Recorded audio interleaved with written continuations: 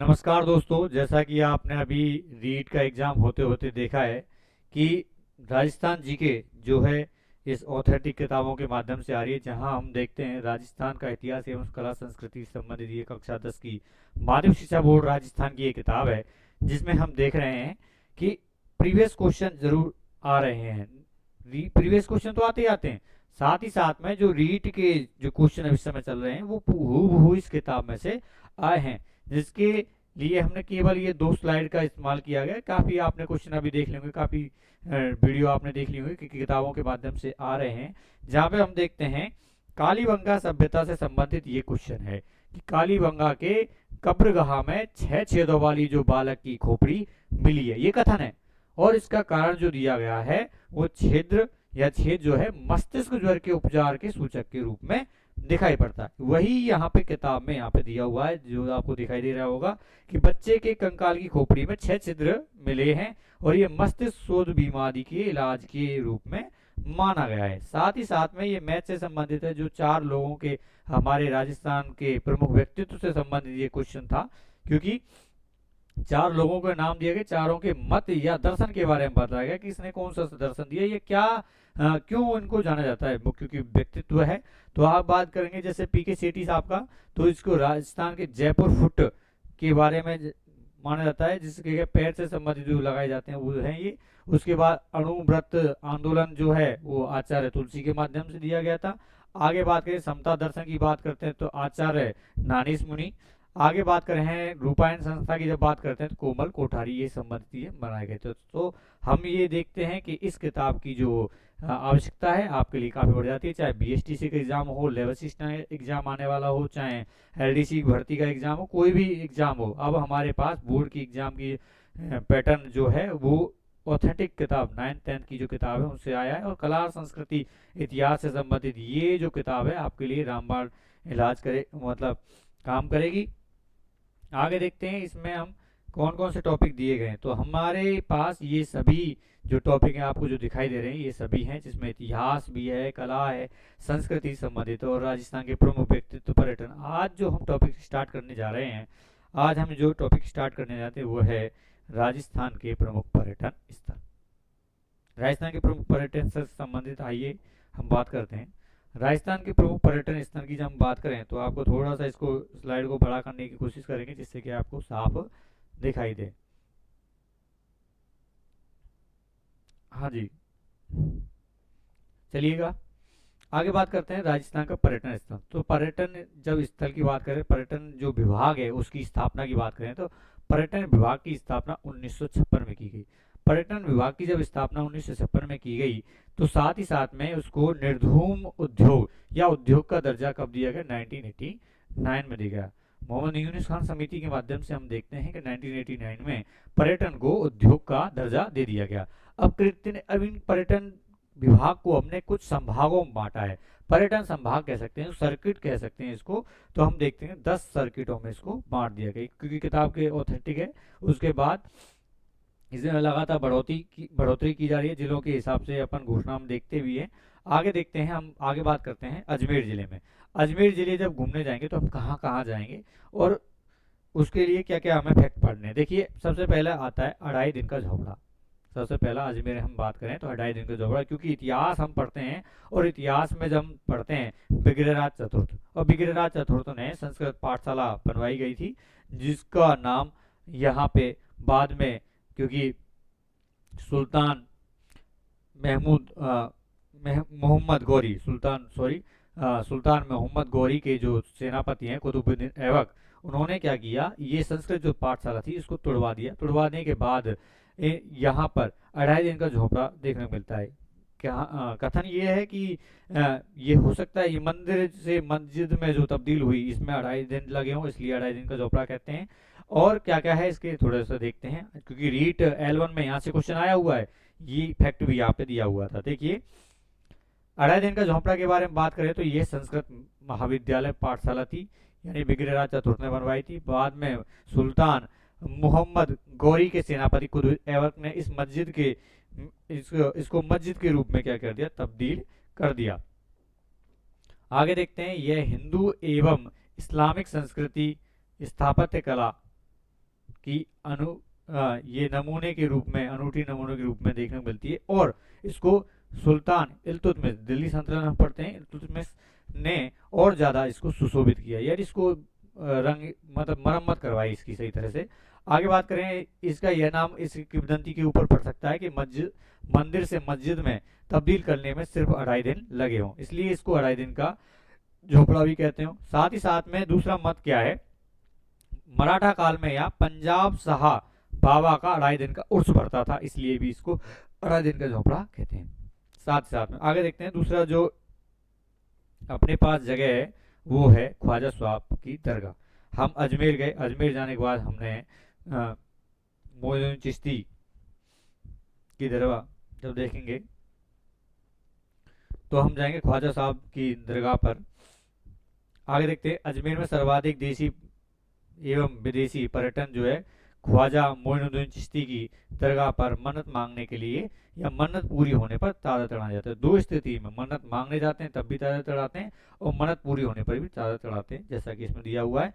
आगे बात करें, इसके दरगाह में 3 मुख्य दरवाजे हैं। यहां से फैक्ट बन सकता है कि जो ख्वाजा साहब की दरगाह अजमेर में है, पहली बात तो ये। दूसरा है, यहाँ पर कितने दरवाजे, तो मुख्य 3 दरवाजे, 3 दरवाजों के अलग अलग नाम दिए गए हैं।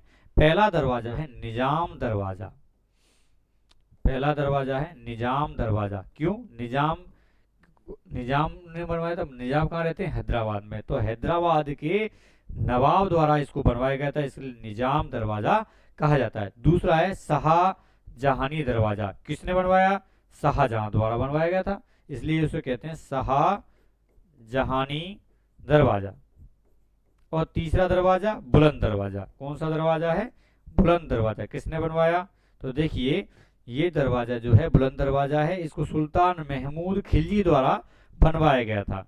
ठीक है, उर्स के दौरान दरगाह पर झंडा चढ़ाने की रस्म के बाद बड़ी देग तांबे का बड़ा कड़ाव होता है जिसमें 4800 किलो एवं छोटी देग जिसमें 2240 खाद्य सामग्री पकाई जाती है, किलो 2240 किलो खाद्य सामग्री बनाए थे, जिसे भक्त लोग प्रसाद के रूप में बांटते हैं और अपनी मनोकामना पूर्ण होने पर इन देगों में भोजन पकवाते हैं, वह बांटते हैं। सर्वाधिक आश्चर्य की बात है, यहाँ केवल शाकाहारी भोजन ही पकाया जाता है। तो हमने यहाँ देखा 2 जगह पढ़ लिया, 2.5 दिन का झोपड़ा जिससे संबंधित L1 में क्वेश्चन भी आया हुआ है, विग्रह चतुर्थी बनवाई गई थी, और इसको क्योंकि यहाँ पे हिंदू व इस्लामिक संस्कृति जो स्थापत्य कला का अनूठा जो नमूना देखने को मिलता है। आगे बात करते हैं, तीसरी जगह जो है आना सागर झील। आना सागर झील के बारे में हम पढ़ेंगे तो देखेंगे, आना सागर झील किसने बनवाई साहब, आना जी ने बनवाई, मतलब अर्णोराज चौहान, इनके पिताजी नाम अजय राज चौहान। यह एक कृत्रिम झील है क्योंकि बनवाई गई थी। तो आगे देखते हैं, इसी पे आना सागर झील नाम दिया गया आना जी के नाम पर। इसके निकट क्या क्या है भाई, दौलत बाग है, मुगल सम्राट जहांगीर द्वारा बनवाया गया था जिसको, तथा 5 12 दरिया सम्राट शाहजहां द्वारा बनवाई गई थी। खूबसूरत सफेद मरमर में बनी 12 दरिया हरे भरे वृक्ष कुंजों से घिरी हुई हैं। यहाँ सुस्ताने व मानसिक शांति के लिए पर्यटक जो है जाते हैं। ठीक है साहब, आगे देखिए Mayo college. Mayo college Ajmer में है, ये काफी पुराना कॉलेज है। भारतीय राजघरानों के बच्चों के लिए यह बोर्डिंग स्कूल हुआ करता था। अंग्रेजों के समय में रिचर्ड वॉर्क द्वारा 1875 में मेयो कॉलेज की स्थापना हुई। रिचर्ड वॉर्क द्वारा 1875 में मेयो कॉलेज की स्थापना हुई। इस भवन की स्थापत्य इंडो सार्सेनिक भारतीय एवं अरबी शैली की अतुल्य उदाहरण है, अतुलनीय उदाहरण है। संगमरमर से निर्मित यह भवन है। अब इसमें बात 2 क्वेश्चन बात आई, एक तो ये 1875 में निर्मित है, मेयो कॉलेज की बात करते हैं हम यहाँ पे, 1875 में बनवाया, किसने बनवाया, रिचर्ड वॉर्क ने बनवाया। और यह जो शैली है कौन सी है, इंडो सार्सेनिक यानी भारतीय तथा अरबी। आगे बात करें सोनी जी की नसियां, यहाँ से क्योंकि क्वेश्चन हम कई बार देख चुके हैं, तो देखिए 19वीं सदी में निर्मित ये जैन मंदिर है। पहली बात तो ये जैन मंदिर है। भारत के समृद्ध मंदिरों में से एक है। इसके मुख्य कक्ष को स्वर्ण नगरी नाम दिया गया है। किसको? इसके जो मुख्य कक्ष है, यानी सोनी जी की नसिया, जिसका जो मुख्य कक्ष है उसका नाम क्या है? तो स्वर्ण नगरी है। क्या नाम है उसका? स्वर्ण नगरी नाम दिया गया है। इसका प्रवेश द्वार लाल पत्थर का बना हुआ। प्रवेश द्वार कैसे रंग के पत्थर से बनाया हुआ है? सफेद से नहीं, लाल पत्थर से बना हुआ है। अंदर संगमरमर की दीवार बनी हुई है जिस पर काष्ठ आकृतियां, लकड़ी की आकृतियां हैं एवं शुद्ध स्वर्ण पत्रों से जैन तीर्थकों की जो है छवियां व चित्र बने हुए हैं। आगे देखिए, अजमेर जाएंगे तो पुष्कर जी जाएंगे। पुष्कर जी जाएंगे तो ब्रह्मा जी का मंदिर जरूर देखने जाएंगे साहब। अगला है ब्रह्मा मंदिर। पूरे विश्व का एकमात्र ब्रह्मा मंदिर पुष्कर में स्थित है। संगमरमर से निर्मित चांदी के सिक्कों से जड़ा, चांदी के सिक्कों से जड़ा लाल शिखर है इसका। हंस है जो ब्रह्मा जी का क्या है? वाहन है। की छवि वाले मंदिर में ब्रह्मा जी की चतुर्मुखी प्रतिमा गर्भगृह में स्थापित है। इसी मंदिर में सूर्य भगवान की संगमरमर से की मूर्ति प्रहरी की भांति खड़ी है, यानी रक्षा कर रही है। प्रहरी की भांति क्या कर रही है? रक्षा कर रही है। इस मूर्ति की विशेषता यह है कि सूर्य भगवान की मूर्ति जूते पहने दिखाई दे रही है। यहां से क्वेश्चन आ सकता है, ये फैक्ट है कि सूर्य भगवान की मूर्ति जो है किस प्रकार दिखाई देती है? तो प्रहरी की भांति है। और इन्होंने क्या पहने हुए हैं? जूते पहने हुए हैं। आगे देखिए, इन्हीं के पास सावित्री मंदिर, ये ब्रह्मा जी के मंदिर के सामने की तरफ, ब्रह्मा जी मंदिर के पीछे ऊंची पहाड़ी पर सावित्री मंदिर है। ब्रह्मा जी की पहली पत्नी थी। ब्रह्मा जी की पहली पत्नी थी सावित्री जी, उनकी यह मंदिर है। मंदिर तक पहुंचने के लिए सुविधाजनक सीढ़ियां बनी हुई है। ऊपर चढ़कर मंदिर से नीचे की ओर झील, मंदिर और रेत के टीलों का विहंगम दृश्य देखने को मिलता है। ऊपर चढ़ जाओ तो नीचे हम देखेंगे तो यहाँ पे अच्छा एक सौंदर्य पूर्ण दिखाई देगा हमें। ऐसी किंवदंती है कि ब्रह्मा जी ने पुष्कर में अपना यज्ञ करने के लिए गायत्री से दूसरा विवाह किया था। तो ब्रह्मा जी ने पुष्कर में अपना यज्ञ पूरा किया, इसलिए गायत्री को अपनी दूसरी पत्नी बनाया। इससे नाराज होकर जो सावित्री जी थी वो उन्होंने श्राप दिया और फलस्वरूप पूरे विश्व में ब्रह्मा जी का केवल एक ही मंदिर है। वो कहाँ है? पुष्कर में। अब सावित्री मंदिर पर क्या बना हुआ है? रोपवे बना हुआ है, यानी जो बैठ के जाते हैं उसमें रोपवे बना हुआ। आगे देखिए, पुष्कर सरोवर तीर्थराज के नाम से जो प्रसिद्ध पुष्कर सरोवर है, ये तीर्थों का राजा, तीर्थ स्थलों का क्या कहते हैं इसको? राजा। इस सरोवर में डुबकी लगाने पर तीर्थ यात्रा संपन्न मानी जाती है। आप सब जगह घूमे आए और सबसे लास्ट में कहाँ पहुंचे साहब? अपने पुष्कर में। तो सब आपकी जो तीर्थ यात्रा है संपन्न हो गई, ये माना जाता है। अर्थ गोलाकार रूप में लगभग 9 से 10 मीटर गहरी यह झील 500 से अधिक मंदिर और 52 घाटों से घिरी हुई है। तो ये जो जगह है अर्ध गोलाकार रूप में है, पहली बात तो ये। उसके बाद 9-10 मीटर गहरी झील है और इससे 500 से अधिक यहाँ मंदिर हैं और 52 घाट हैं यहाँ पर। अब ये हमारा हो गया साहब अजमेर, इससे पूरा हो गया। तो एक एक जिले को हम पढ़ेंगे, थोड़ा थोड़ा कम पढ़ेंगे। तो आइए एक बार रिवीजन कर लेते हैं। हमने आज पढ़ा है अजमेर। कौन सा पढ़ा है? अजमेर। इस किताब के अकॉर्डिंग हमने अजमेर जब पढ़ा तो सबसे पहले पढ़ा हमने अढ़ाई दिन का झोपड़ा।